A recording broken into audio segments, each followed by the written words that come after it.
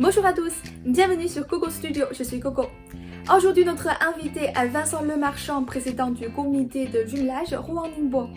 Vincent Lemarchand a favorisé pendant 30 ans la collaboration entre la Chine et la France. Et il témoigne aujourd'hui de la manière dont les deux villes coopèrent dans la lutte contre l'épidémie de Covid-19. Il nous raconte aussi comment se passe le confinement à Rouen et quelle y est la situation sanitaire. Bonjour Monsieur Lemarchand. Le président français a annoncé que le confinement en France se poursuivra jusqu'au 11 mai, donc les gens sont toujours confinés à Rouen. Quelle est la situation sur place ?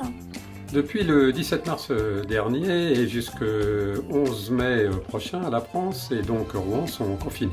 Et à Rouen, l'épidémie n'a pas été trop importante. Les hôpitaux ont pu faire face à la demande, n'ont pas été submergés par le nombre de patients et ont pu accueillir un certain nombre de malades provenant de la région parisienne. Comment se passe le confinement dans la ville ? Les gens peuvent-ils quand même sortir travailler et faire les courses ? Ont-ils l'obligation de porter un masque comme en Chine ? Il existe toutefois deux différences assez frappantes avec la Chine.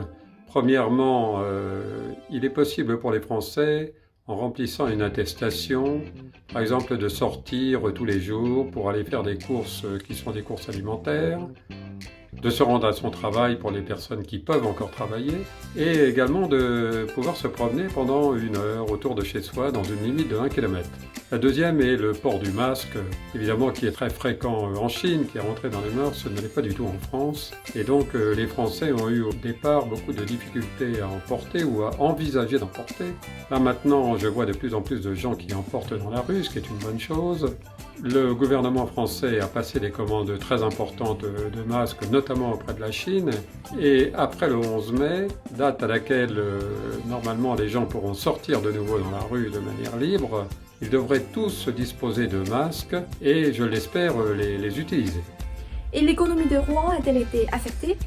Cette crise a été un très gros choc pour l'économie de Rouen et aussi de la France, à cause de la fermeture de tous les commerces et également celle de nombreuses entreprises, notamment des petites.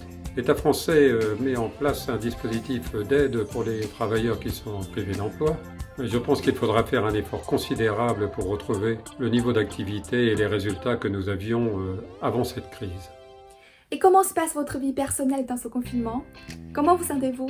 Moi, en ce qui me concerne, ce n'est pas trop difficile. Les seules choses qui me manquent, c'est de ne pas pouvoir pratiquer les sports que j'aime, c'est-à-dire la natation et le cyclisme. Et surtout, en raison de la fermeture des restaurants, je suis obligé de faire la cuisine. Et là, ça me pose un petit problème parce que je suis pas très bon dans ce domaine. Pendant l'épidémie, Ningbo et Rouen, ces deux villes jumelles, ont continué à s'entraider pour lutter contre l'épidémie. Pouvez-vous nous raconter comment s'est passée cette collaboration entre les deux villes ? Au démarrage de la crise à Ningbo, nous avons immédiatement envoyé un certain nombre de messages de soutien. Ça a été notamment le cas de la mairie de Rouen, de la direction générale de l'hôpital, du président de l'association des avocats.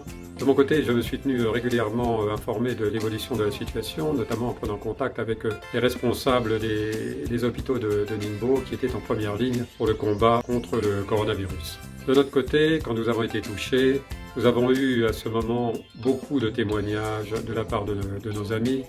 Plusieurs nous ont manifesté leur soutien en nous envoyant notamment des masques. De mon côté, j'ai eu de la part d'un étudiant de Ningbo un don d'une partie des masques qui lui avait été donné par sa famille et j'ai été extrêmement touché par ce geste. Par ailleurs, nous avons reçu un message très sympathique de la part d'une école professionnelle de Ningbo qui a fait témoigner chacun des élèves sur leur soutien à Rouen. Et enfin, un message tout à fait émouvant de la part d'un quatuor à cordes de l'Orchestre symphonique de Ningbo qui devait se produire à Rouen pour des concerts et qui nous a envoyé une vidéo qui a beaucoup touché le cœur des Français. Pouvez-vous nous présenter les projets à venir pour le 30e anniversaire du jumelage entre Ningbo et Rouen ?